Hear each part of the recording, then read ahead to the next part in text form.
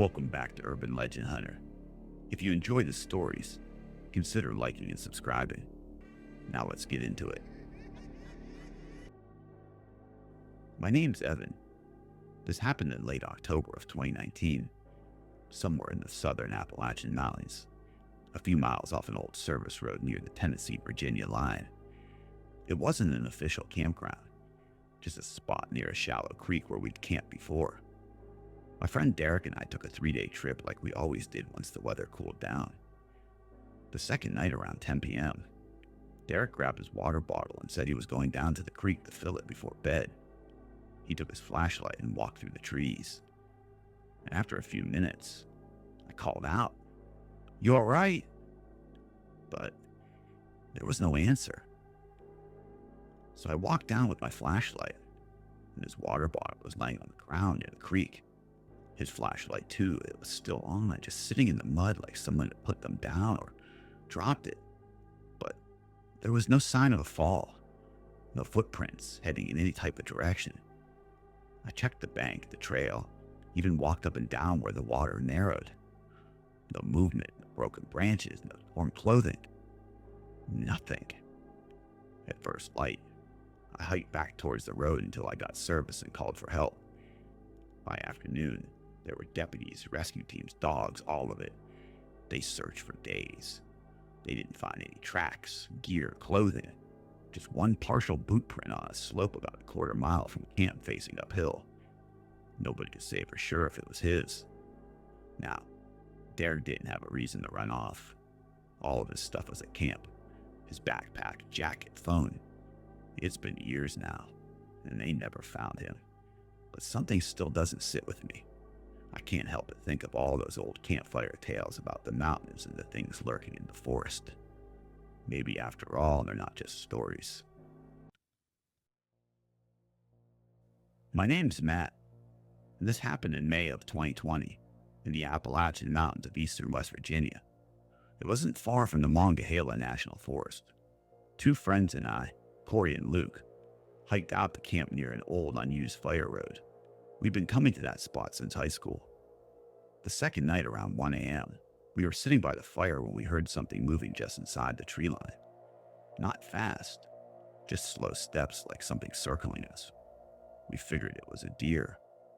About an hour later, we went to our tents. Sometime before sunrise, I woke up because I thought I heard Corey unzipping his tent and walking off. I called out his name, but he didn't answer. I figured he was just using the bathroom. When it started to get light, I noticed his tent was still unzipped. His boots were gone, his backpack was still inside. We started calling for him, frantically, but just nothing. Then we saw the tracks, about 15 to 20 feet from the tents. In the soft dirt were footprints, bare feet, but too wide to be his. The stride was longer than ours, not like an animal, not like boots, human-like shape, but different. Almost like the toes were too long or the foot was too flat. Corey's own boot prints were mixed in for maybe 20 to 30 feet, heading towards the trees, and they just stopped. The weird tracks kept going another 40 yards and cut towards a ravine and disappeared where the ground turned rock. We called for him for hours, and when we finally hiked out and got a signal, search and rescue came in. Dogs, drones, volunteers, 3 days of searching. But they found nothing. Not his boots, not his clothes, not a single piece of gear. One of the deputies asked us if we were sure the bare prints weren't ours. We showed him our shoes. He just nodded and didn't say anything else. They wrote it up as a missing persons. But in the back of my mind, all I can think about are the stories of feral people in these mountains. Corey's parents still call me every few months, and I just don't know what to tell them anymore. My name's Jake, and this happened in June of 2021 in the mountains of eastern Kentucky, the Red Ridge Gorge area. It was me and my younger brother Ryan and our cousin Mark. We had gone for a 2-night camping and fishing trip before Ryan left for college. We set up camp near a narrow riverbed. On our first night, was pretty normal. We cooked and talked for a while and turned in around midnight. Yeah, next evening, around sunset, Ryan said he was going to gather some wood before it got dark. He took a small hatchet and walked about 30 yards towards a patch of deadfall near the tree line. I could still see his red flannel through the trees. And that was the last time I saw him. 10 minutes passed, I yelled out and asked if he was good, but no answer. We walked over to where he had been. His hatchet was still on the ground next to a half-cut branch. His flashlight was still in his jacket pocket on a rock. No signs of a struggle, no drag marks.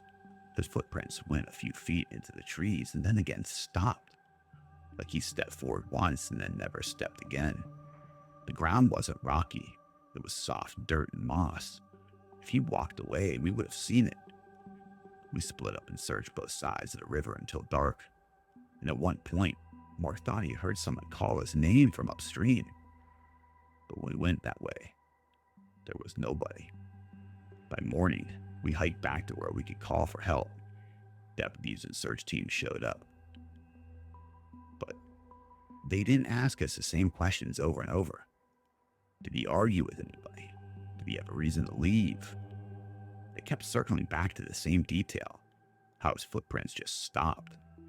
They searched for 4 days and didn't find his boots, his clothes, nothing downstream, nothing in the woods. His pack, his phone, his wallet, still in the tent. The official report listed as missing with unknown circumstances. For me, though, the worst part is how quiet it happened.